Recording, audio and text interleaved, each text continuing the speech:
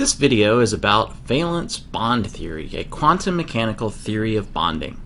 So let's think first about what we know about bonding. Let's look at a simple molecule. We'll look at water.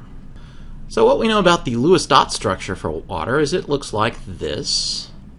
So the atoms agree to share electrons so that they can complete their valence shells. And for oxygen, that's going to be 8 electrons around it. 1, 2, 3, 4, 5, 6, 7, 8. And for hydrogen, that's going to be 2. So we get this picture.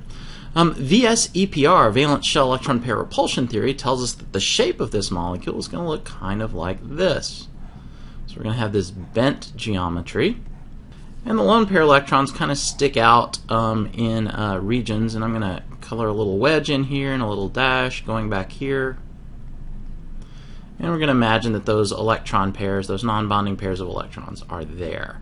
So we get this sort of base tetrahedral geometry, and we know that this angle, the tetrahedral angle, would be 109.5 degrees, but these lone pair electrons up here and up here push down on this angle a little bit, so it's going to be something less than, so I'll abbreviate LT, less than 109.5 degrees. So this is what Lewis dot pictures and VSEPR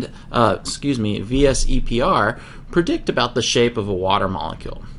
But we should realize that these pictures just kind of show lines and dots and that kind of stuff. So they're simple models. They don't actually tell us where the electrons are or what they're doing. You'll remember when we talked about the electronic structure of the atom, we had these things called orbitals. These orbitals were predicted by the quantum theory to tell us a likely location where we could find an electron. They're related to probabilities. So we would like to do the same thing here with molecules, to represent bonding using this quantum theory and begin talking about where those electrons are and what they're doing. Now here's the bad news. Except for the, even in the most simple molecule case, the equations of quantum mechanics cannot be solved exactly.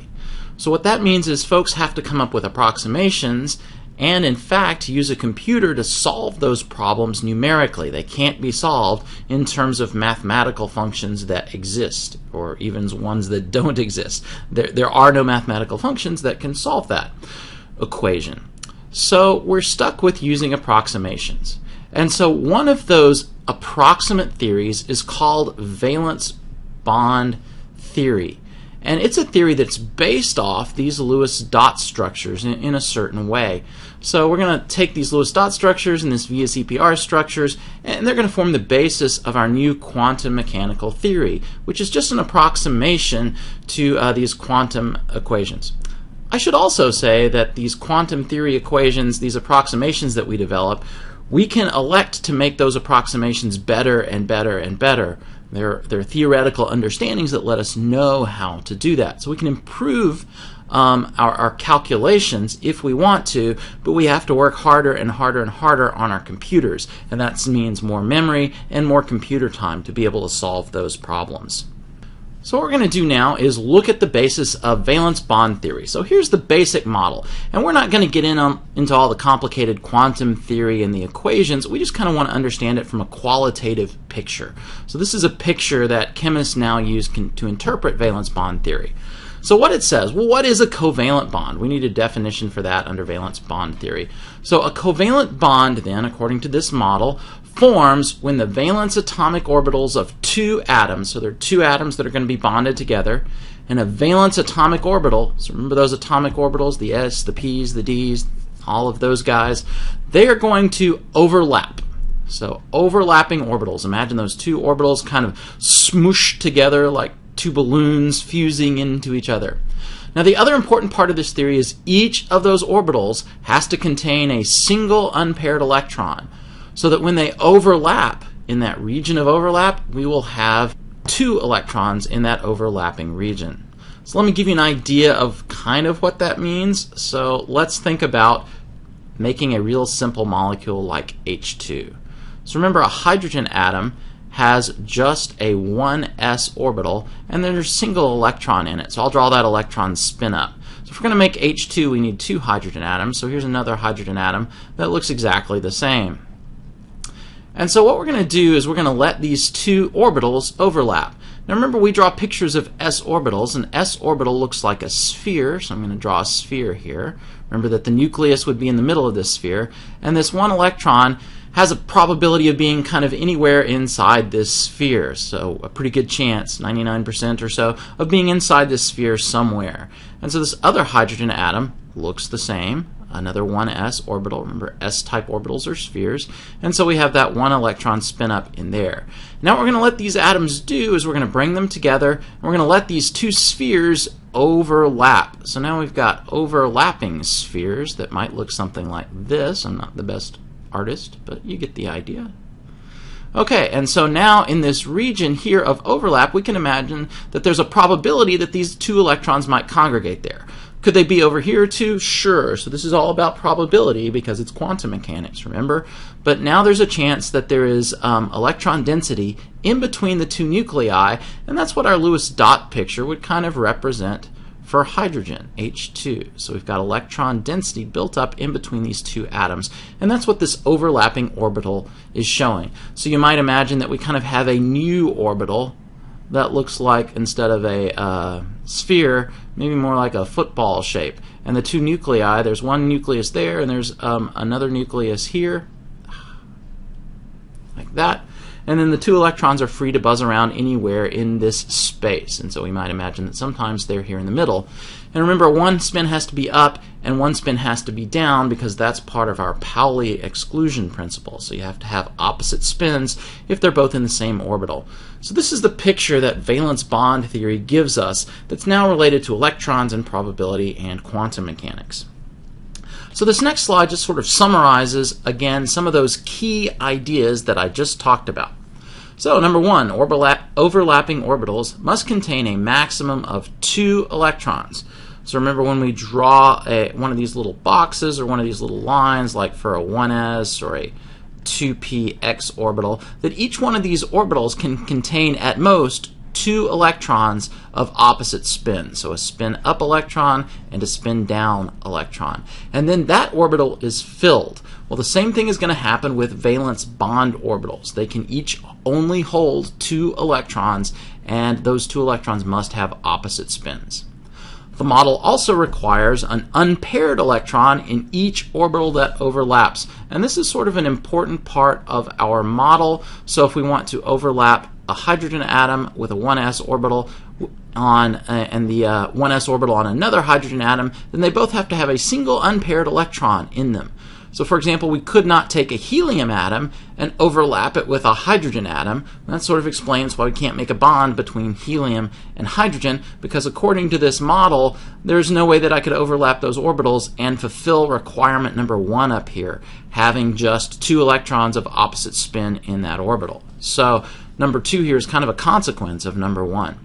Number 3 is something that we chemists like to think about. So the greater the degree or the extent to which the orbitals overlap, the stronger and more stable the chemical bond will be. So overlap is important. Better overlap, stronger bond.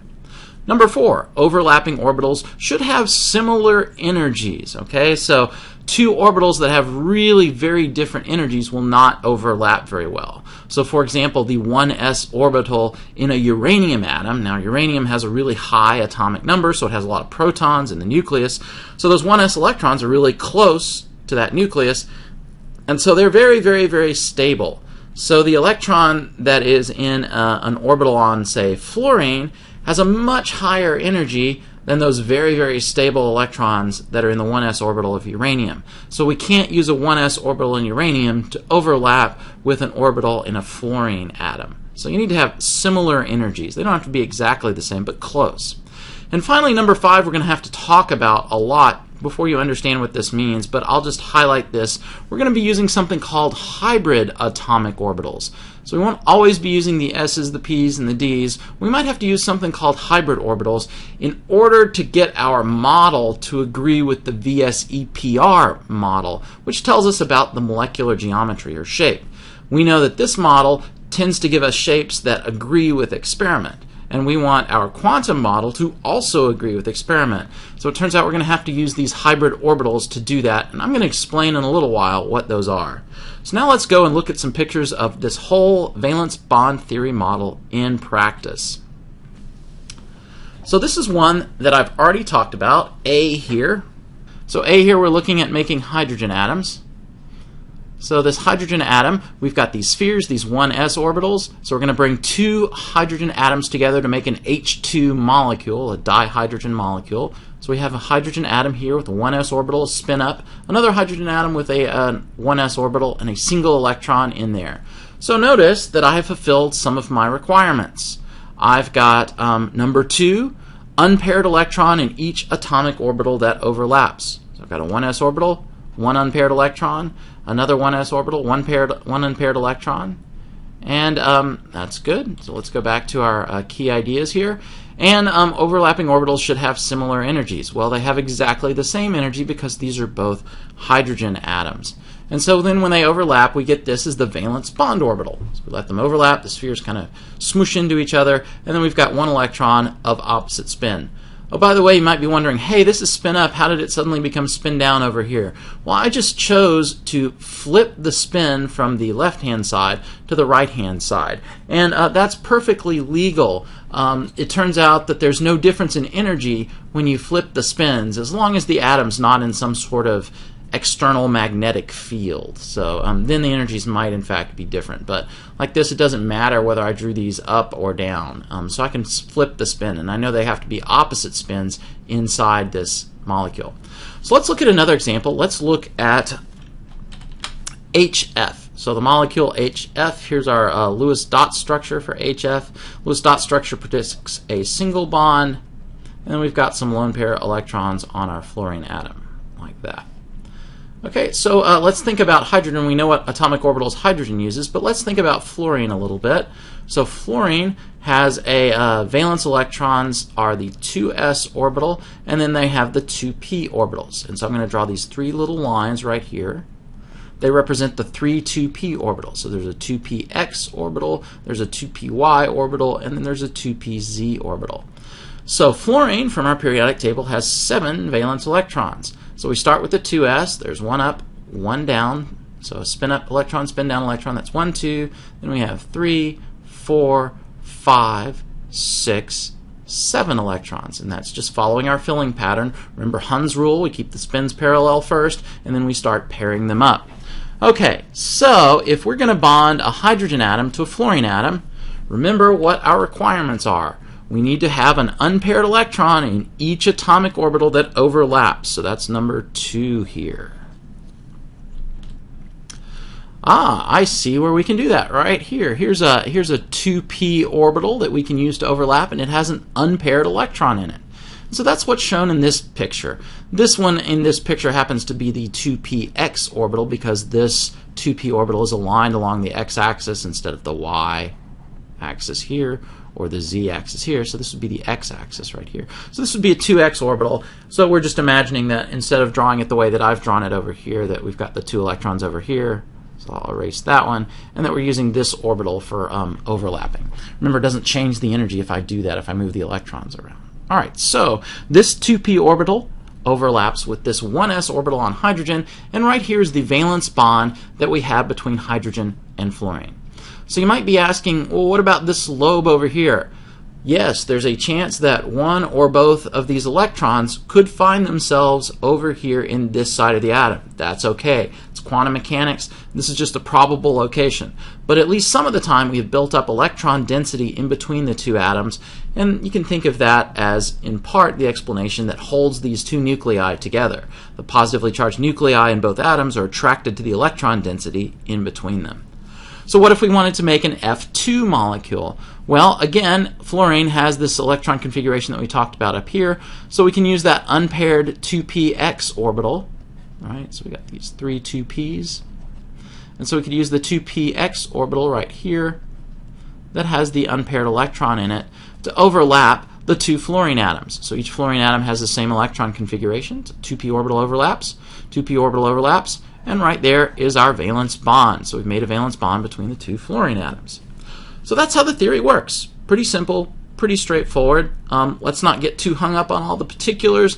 We're just trying to figure out orbitals that overlap. What are the requirements? You have to go in and look at the atomic orbital electron configuration, figure out where you have an unpaired electron in an orbital and use that orbital to overlap with an orbital on another atom that also has an unpaired electron. That's all you have to do. So now we're going to look at a trickier case. So I call this problem case number 1, and this is beryllium dichloride. Let's go ahead and real quickly draw the Lewis dot structure for beryllium dichloride. So the Lewis dot structure for beryllium dichloride looks like this. Notice that beryllium does not have a complete octet around it. Beryllium is one of those atoms that will have an exceptional octet. Only 4 electrons around it, 1, 2, 3, 4. And it still has a formal charge of 0, which is a good thing for this resonance form. So we're going to go with this as the best Lewis dot structure for beryllium dichloride. VSEPR would tell us that we have 2 regions of electron density around this beryllium atom, 2 electron domains. They're going to get as far apart from each other as they can, and so we're going to get a linear molecule with a bond angle of 180 degrees. So that's what VSEPR predicts. Furthermore, this Lewis dot structure says that we have a single bond, a beryllium to chlorine single bond on the left, and a beryllium to chlorine single bond on the right. And those 2 bonds are equivalent, the same. Experiment agrees with all of this. Experimental evidence tells us that both bonds are the same and that the molecule is in fact linear and that the atoms are connected in this way. So that's good. Our models agree with the experiment. So let's think about how we could use our valence bond theory picture to predict this molecule. Now, chlorine is going to have an electron configuration that's kind of like fluorine that we just looked at, except now we've got a 3s orbital in our 3p orbitals, and here's what the electron configuration might look like, right? Okay, so you look at the chlorine and say, aha, I've got an unpaired electron in an atomic orbital. I can use that orbital, one of these 3p orbitals, to overlap to make these bonds. But what about beryllium? Beryllium has a 2s electron configuration. I'm going to go ahead and draw these 2p orbitals right here, just to remind us that they're empty. So I've just got 2 valence electrons in beryllium. 1, 2, there they are. And I don't put any electrons up here. All right, so in order to make a valence bond with beryllium, what I need to find is an atomic orbital on beryllium that has an unpaired electron in it. Uh-oh, I don't have that. This is already filled. So beryllium has a filled s subshell, so I don't have unpaired electrons in atomic orbitals to use to make a valence bond. So I'm in trouble. So that's why this is a problem. So what can we do here? So this is a picture that is a box picture of what I had just drawn for the electron configuration of beryllium over here. So instead of little lines, I've drawn little boxes. So this shows us for beryllium, I've got the 2s with the 2 electrons in there. So one thing that we might do, you might imagine that we do is, hey, let's just get this electron, let's take it out of there, and let's promote it over here like that. Now remember, in terms of energy, a 2s orbital is going to be lower in energy. So this is the energy axis. Energy is increasing as you go up. 2s orbitals are lower in energy than 2p orbitals. And we learned a while back why that was. It has to do with this funny quantum mechanical result called penetration. So the 2s electrons can get closer to the nucleus than the 2p electrons because of quantum mechanic reasons. If I do what I was showing up here, then I'm going to end up with an unpaired electron in the 2s that I could use for bonding, and an unpaired electron in the 2p that I could use for bonding. And you might think, hey, this is good. Why not just do this? Turns out I have to do one other thing. And let's think about why that is. So could I use these 2 orbitals that I've just drawn, a 2s and a 2p, to bond in making this BeCl2 atom? Well, what we know about 2s and 2p orbitals is they have different energies, right? The 2s is lower. So if I overlap that with a 3p orbital on chlorine, that's going to be a different kind of bond. It's going to give that bond different properties than overlapping the 2p on beryllium with a 2p on with a 3p on fluorine. So those bonds might have different energies. That does not agree with the experiment, which says that the 2 bonds between beryllium and chlorine atoms that are shown up here in the Lewis dot structure have to be the same. All right, so that's not quite good enough. So what we're going to do is take this 2s orbital and this 2p orbital, and we are going to mix them. We say hybridize them. So we're going to hybridize these two orbitals. In the same way that a gardener might hybridize a red rose and a white rose to generate a pink rose, something that's a mix, an in-between of those two orbitals. So we're going to hybridize those two orbitals. Now you might wonder what it means to mix. Remember that these orbitals are really mathematical functions that we get from solving the Schrödinger equation.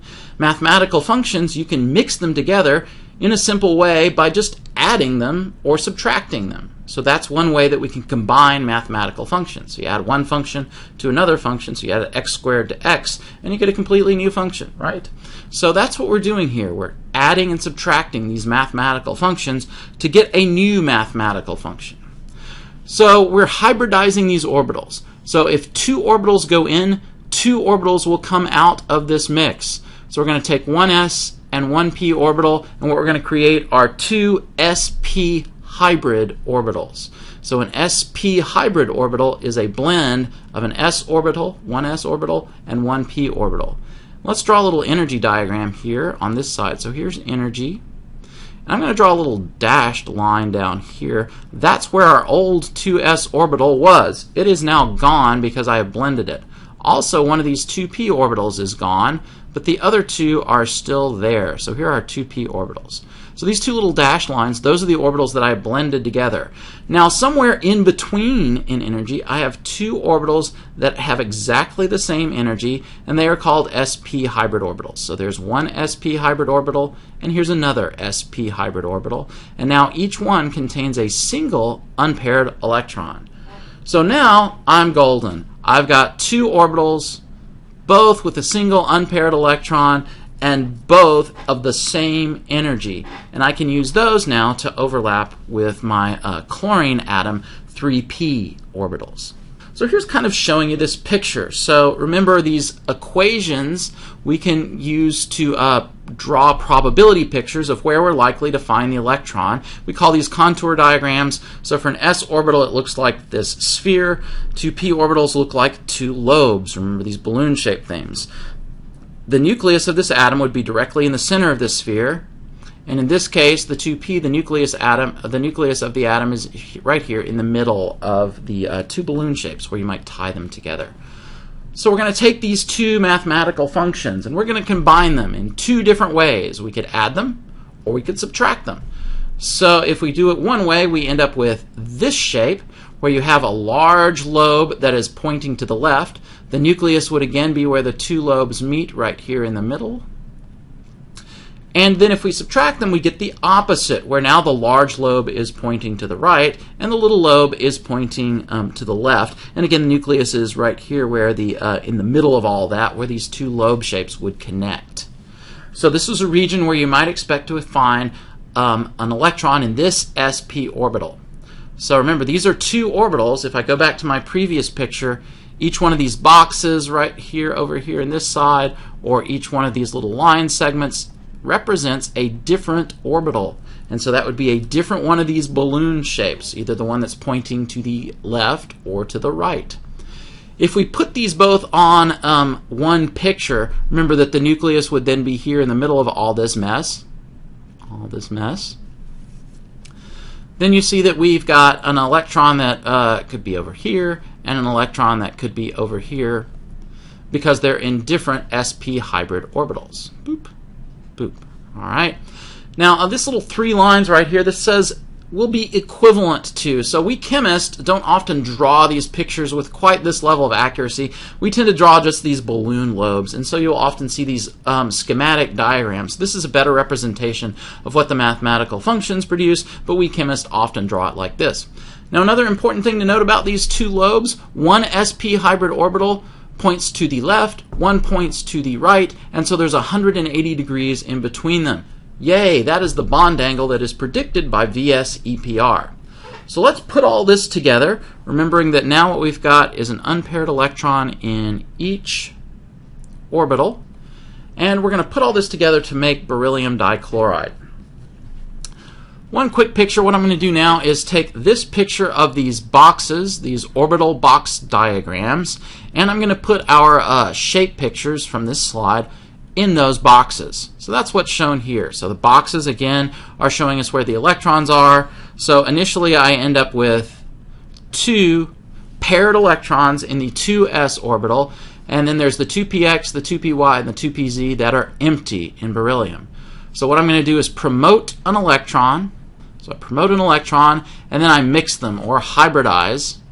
And then what I end up with when I'm done, I haven't mixed the 2py and the 2pz, so they stay there. They are empty. There are no electrons in them, but I end up with one sp hybrid orbital that has an electron spin up in it, and I end up with another sp hybrid orbital that has an electron, and we'll say it's spin up in that one, so that those 2 spins are parallel. Very good.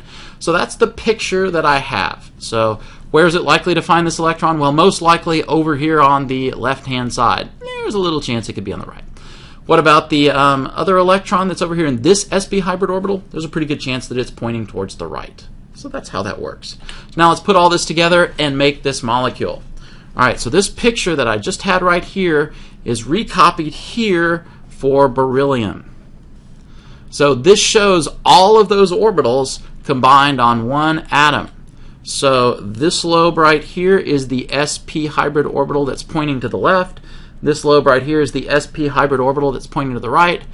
This set of lobes that's going up and down, that would be the pz orbital. And this lobe that's coming out at you and pointing towards the back here, that would be the py orbital. And those are both empty. Now I can bring chlorine up here, which has a 3p orbital with an unpaired electron. We'd already seen that. And it can overlap right here with the lobe on the sp hybrid orbital. And this is the picture that we get when we combine these. And it says mix right here. I think what we're really saying is overlap. So let's cross that out. So overlap. So now we're going to overlap, and we've made our 2 valence bonds. So there's one single bond. There's the other single bond. We've got 2 electrons from atomic orbitals on either atom that are overlapping, right? And they've got a pair of electrons in them. Our next problem considers the case of boron trifluoride. So let's draw real quickly the Lewis dot structure for boron trifluoride. So here's the Lewis dot structure for boron trifluoride. Notice that boron only has 6 electrons around it, so that's an incomplete octet, but that's okay for boron. Boron, like beryllium, forms incomplete octets. And boron still has a formal charge of 0, so this is a good structure. A couple things to note about this structure. So this Lewis dot structure predicts that there are single bonds to each of the fluorines and that they're all going to be the same.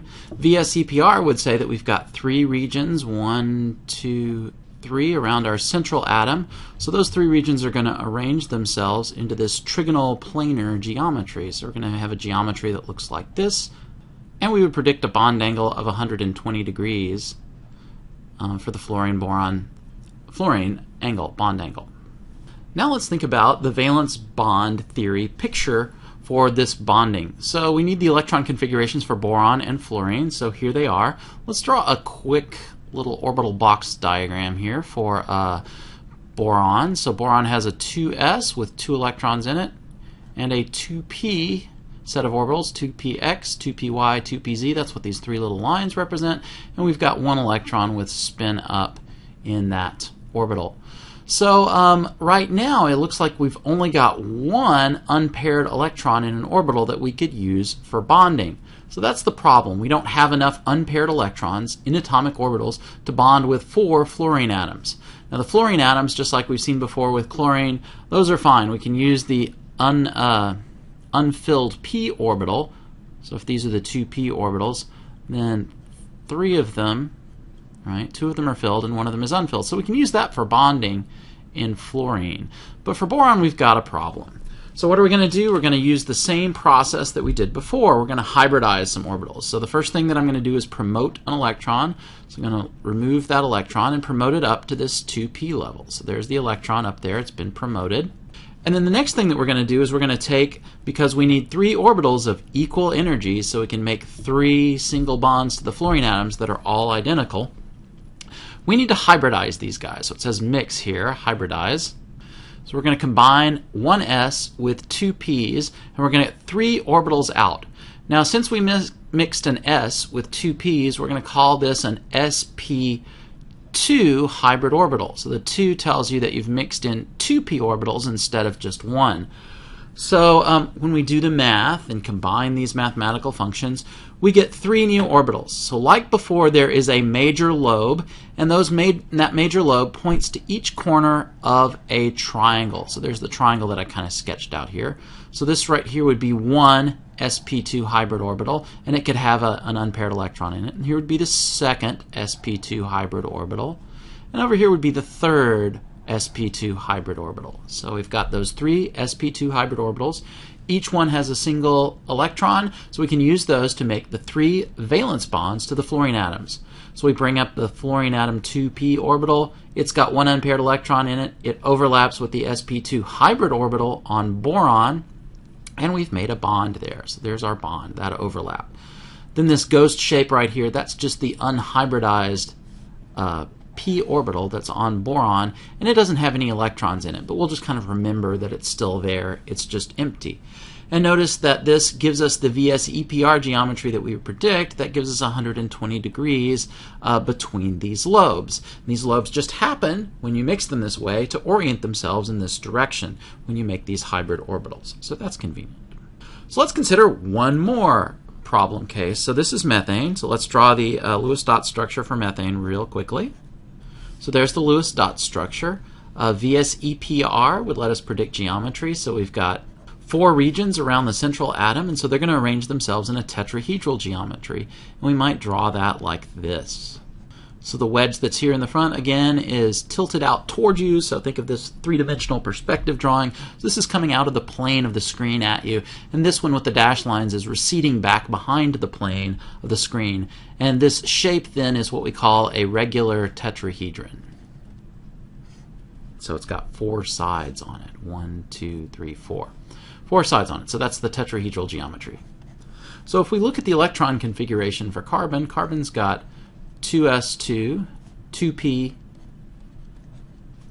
1, 2. So it's a 2p2. So right now we don't have enough unpaired electrons in orbitals, atomic orbitals, to bind to 4 hydrogens. So what are we going to do? The same thing that we've done before. We're going to promote an electron, and then we're going to mix these 4 orbitals together. So 4 orbitals go in, we get 4 new orbitals out. And since we've mixed one s with 3 p's, we call these sp3 hybrid orbitals. All these orbitals will now have exactly the same energy. We end up with, again, 4 lobes, 1 lobe for each orbital. So this lobe right here that's tilted down towards this corner, that might correspond to this box. And this one up here might correspond to yet a different box. So each one of these boxes is a different sp3 hybrid orbital, and it has a major lobe that's pointing to one of the corners of the regular tetrahedron.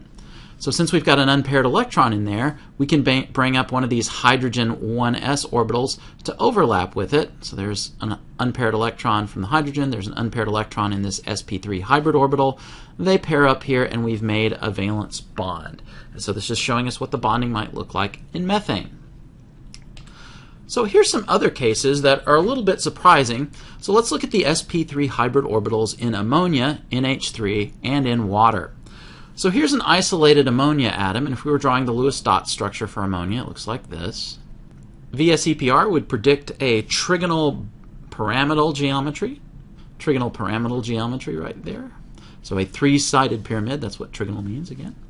So you may think, hey, well, we're fine. We need to make 3 equal bonds to hydrogen atoms, right? So we need, for nitrogen, 3 unpaired electrons in atomic orbitals. Well, that looks good. You've got these 3p orbitals right here. But if we think about that, this is going to cause a problem. So here's the problem. These 3p orbitals, remember, look like these lobes. So there's one aligned along the z-axis. There's one aligned along the x-axis. So this might be pz up here. Here's px right here. And then there's one that's on a y-axis here. So this might be py back here. So if each one of these has an unpaired electron in it, so there's the pz, there's the px, and there's the py, and we bring up a hydrogen atom to overlap. So here's a hydrogen atom, there's the 1s on a hydrogen atom, and it's got an unpaired electron in it. So we could overlap there, there's a valence bond, and we could overlap here, There's another valence bond with that hydrogen atom, 1s orbital. So there's a hydrogen 1s, and it has an unpaired electron in it. So we've made another valence bond. But what is this bond angle right here? Well, remember, these are aligned along the axis, and what's the angle between a z-axis and a y-axis? Well, that's 90 degrees. So this structure predicts a 90-degree bond angle. But what do we know about the bond angle in ammonia? Well, VSEPR predicts this trigonal pyramidal geometry, and so we predict a tetrahedral bond angle of 109.5, and since this lone pair of electrons up here pushes down on that bond angle a little bit, it's going to be something less than, so LT for less than 109.5 degrees. And while 90 is less than 109.5, it's significantly less. So the real bond angle is probably going to be like 107 or 105 or something like that. So in order to get the correct geometry, we can't use this picture. So if we use the p orbitals, we do not get the trigonal pyramidal geometry. We get some other kind of geometry that's not right, that does not agree with experiment or the predictions of VSEPR. So what do? Well, in this case, there's no promoting of electrons, but we're just going to mix these guys together. So we're going to hybridize these 4 orbitals and get 4 new orbitals, and again, they're sp3 hybrid orbitals. So in this case, we've got one set of this hybrid orbitals, this sp3 hybrid orbital, that has 2 paired electrons in it. So we can't use that one for bonding, but that's our lone pair of electrons, and that's up here. So there's our lone pair. And then these other 3 sp3 hybrid orbitals each has an unpaired electron in it. So we can use those to bond with the 3 hydrogen 1s orbitals that we bring up. And that's what's pictured here. The same kind of thing has to go on in water in order to form the 2 bonds that give us the right bond angle. So we're going to hybridize those orbitals to make the sp3 hybrid orbital. So you might be asking, when do we hybridize and when don't we hybridize? So in this course, it's best to always hybridize. So you want to hybridize to give you the correct geometry. So we will almost always hybridize our orbitals to give us the correct geometry. So let's keep extending this idea, and we're going to look at PCl5 as our next model case. So here's the Lewis dot structure for PCl5. So the Lewis dot structure for PCl5 shows 5 single bonds to the central phosphorus atom. So phosphorus has more than 8 electrons around it, but that's okay because phosphorus is in the 3rd row of the periodic table, and it can do that because it has unoccupied d orbitals that it can use for bonding. We're going to see how it does that here in this model using valence bond theory. So we've got to have 5 equal bonds, so these are all single bonds, all the same energy. So how do we do that? Well, according to valence bond theory, we have to have 5 unpaired electrons in atomic orbitals. But an isolated phosphorus atom has the electron configuration 3s2, 3p3, right? So we would only be able to form 3 bonds here. So what do? We're going to promote again, promote an electron, but where do we go? So if we promote it up to one of these 3p orbitals, we're going to end up with paired electrons again. Well, what we know is a phosphorus atom that there are 3d orbitals in the n = 3 shell. They're just unfilled. So we're going to promote one of those electrons up to one of those unfilled 3d orbitals. Now the 3s, the 3p, and the 3d orbitals all have different energies, and so we're going to mix these all together, do that hybridization bit, so that they all have the same energy. And so we come up with 5 what we call sp3d orbitals because we've mixed in 1 s orbital, 3p orbitals, and 1 d orbital to do that. So this is why I've been telling you that we can have expanded octets by using those d orbitals. This shows us doing that. So in this case, we have these 5 unpaired electrons and these 5 sp3d hybrid orbitals that we can use for bonding, and that's what's illustrated in this picture. So we bring up the unhybridized p orbital on chlorine. It overlaps with the sp3d orbital on phosphorus, and this gives us the trigonal bipyramidal geometry and bond angles that we would expect from VSEPR. One other case, let's look at SF6, so sulfur hexafluoride. Here's the Lewis dot structure. So VSEPR would predict an octahedral geometry with all the bond angles equaling 90 degrees. So all these bonds are single bonds, they're all the same energy, so we're going to need to have, looks like 1, 2, 3, 4, 5, 6 unpaired electrons in atomic orbitals. But up here an isolated sulfur atom doesn't have that. We've only got 2 of those. So what are we going to do? We're going to promote 2 electrons up into these d orbitals to create a situation where we've got enough unpaired electrons in atomic orbitals to do all the bonding. So then we're going to hybridize this s orbital, these three 3p orbitals, and these two 3d orbitals to give us 6 sp3d2 hybrid orbitals. So each one of these gives us a different lobe that points in a different direction, and they're all oriented to the corners of a regular octahedron. That gives us the octahedral geometry. So now we've got the 6 unpaired electrons. We can bring up the fluorine p orbitals to overlap and make all of our bonds, and this gives us the correct bond angles. So those are all the hybrid orbitals that we are going to use in this class. Here's a summary of some of those. So up here at the top, this gives us the geometry, the VSEPR geometry. So if you know what your geometry is from VSEPR, you can use, that's supposed to be a P in there. You can use this as a guide to figure out what hybrid orbital gives you that geometry. So if your basic geometry is linear, you need sp hybrid orbitals. Trigonal planar, sp2, tetrahedral, sp3, trigonal bipyramidal is sp3d, and octahedral is sp3d2. And here they are pictured down here at the bottom. And this tells you something that will be important later, how many unhybridized orbitals you have left. So unhybridized orbitals that you have left. And up here, this first row is just telling you how many orbitals you had to mix in to get these hybrid orbitals. So here's a little table that I'm going to show you that is useful in helping you figure out what hybrid orbital does a particular atom use in a particular molecule. So we're going to make a table up here. We're going to count the number of electron regions in the Lewis structure. And over here, this is going to be the hybrid orbital that you're going to use. And then this column will just give us a reminder of the geometry name, the basic geometry name, the geometry family, we'll call it. I say family because sometimes, you know, in the tetrahedral geometry, you can have geometries that are both bent and trigonal pyramidal. So that's all in the family of this tetrahedral geometry. Okay, so if you've got 2 regions of electrons around a central atom, then that central atom is going to use sp hybrid orbitals for bonding, and that's going to give you this linear geometry. If you have 3 regions around a central atom, then that central atom is going to use an sp2 hybrid orbital, and that's going to give you the trigonal planar geometry. If you have 4 regions around a central atom, that's going to give you sp3. That central atom will need to use sp3 hybrid orbitals, and that's going to give you the tetrahedral geometry. 5 regions around a central atom, that gives you sp3d. That's going to give you the trigonal bipyramidal. And 6 regions is sp3d2, and that's octahedral. So let's do a quick example. So this molecule is ethylene, and if we look at one of these carbon atoms, like this carbon atom right here, we notice that there are 1, 2, 3 regions of electron density around that carbon atom in this Lewis dot structure. Remember, we count a double bond as one region because the electrons are all congregated here in our structure between these 2 carbon atoms. So looking at our chart, we've got 3 regions of electron density, so we would predict that this carbon atom uses an sp2 hybrid orbital in order to make these bonds to the its neighbors, to these 2 hydrogens and this carbon.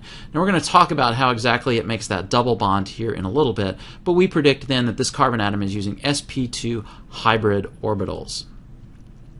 Let's do another quick example. So this is chlorine trifluoride, ClF3, which has this Lewis dot structure. So around our central chlorine atom, you see that we've got 1, 2, 3 bonding regions and 2 non-bonding regions. Right?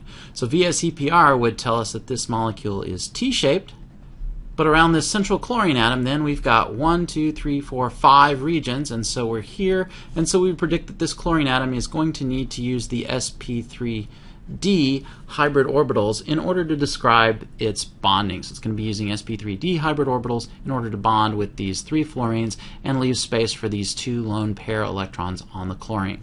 So that's how we do that. So it's a very important skill to be able to look at a structure or formula and figure out what hybrid orbital you need for that structure, and this chart will help you do that. So again, how do we use valence bond theory? We start off with a molecular formula. From that we draw a Lewis structure. Then we use VSEPR valence shell electron pair repulsion theory to predict the molecular shape and the arrangement of the electron groups, the bonding pairs, the non-bonding pairs. And from that we can use that previous table to figure out what hybrid orbitals that particular atom is going to need for bonding. And so using those tables, we can figure out what hybrid orbital is needed, and that will give us the correct geometry. And then that will allow us to overlap the orbitals, which gives us a theory for calculating hybrids. Now, you should be aware that just like VSEPR, orbital hybridization may not always work correctly. So, for example, here we have hydrogen sulfide, H2S. The bond angle in hydrogen sulfide is 92 degrees. That's determined by experiment. So if we were using our table, we would count around the central sulfur atom. We then count 4 regions of electron density, and so that tells us that we're going to use a tetrahedral. We're going to have a tetrahedral geometry. Gives us this bent geometry. It's a tetrahedral family. But according to our chart, we have 4 regions, and so that's going to give us an sp3 hybrid orbital. So we're going to be using sp3 hybrid orbitals is what we predict. But the sp3 hybrid orbital gives us a geometry that's about 109.5 degrees. 92 is not very close to that.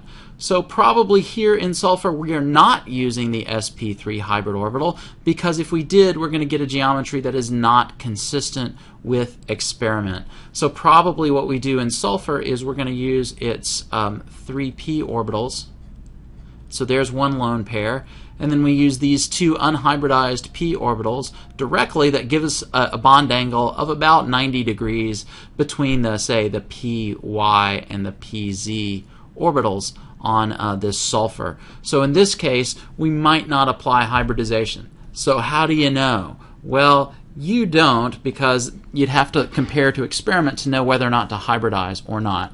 If we were actually doing computations on these things, we would be able to figure out whether or not we needed to hybridize by doing a computation and then figuring out which one was lowest in energy, most stable. So we could do that numerically. We could figure it out with our theory, but it's not so obvious when we're just looking at these pictures. So for now, we will use the table and we will assume that it applies most of the time, but just be warned that some cases, if you make predictions based on our table, you will not be correct. It's the same reason that VSEPR does not work all the time in all situations. It's just a model that works most of the time, which is why we use it.